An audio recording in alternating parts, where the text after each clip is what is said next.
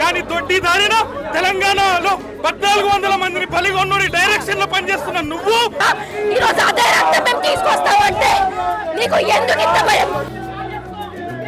ఇప్పుడు మనం ఎక్స్క్లూజివ్ గా తెలంగాణ భవన్ ఎదుట నిల్చోవడం జరుగుతుంది. ఇక్కడ బీఆర్ఎస్ నాయకులు కూడా వాళ్ళ యొక్క అంశాన్ని ఇంత వందలాది పోలీసులను ఎందుకు పెట్టినావు?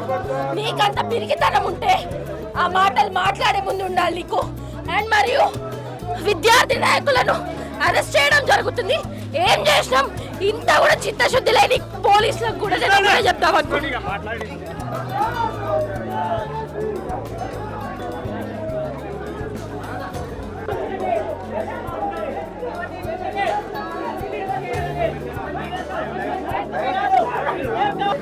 ఎవరి పార్టీ అయితే బలిదానాలు కొన్నావు ఆ పార్టీ నుండి దొడ్డిదారిలో ముఖ్యమంత్రి అయిన యాక్సిడెంటల్ సీఎం ఈ రోజు నువ్వు రైతుల కోసం పెడుతున్నావు.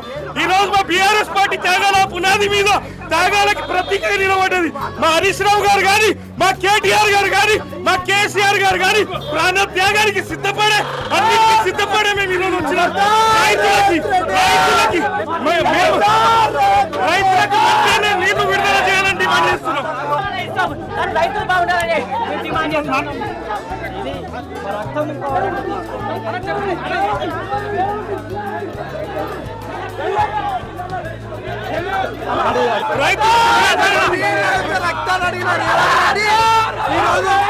రాష్ట్రం కోసం ప్రాణాలను అర్పించాలనుకున్న మా నాయకులు రైతుల కోసం రక్తాన్ని ఇవ్వడానికి ఈరోజు మా పార్టీ సిద్ధంగా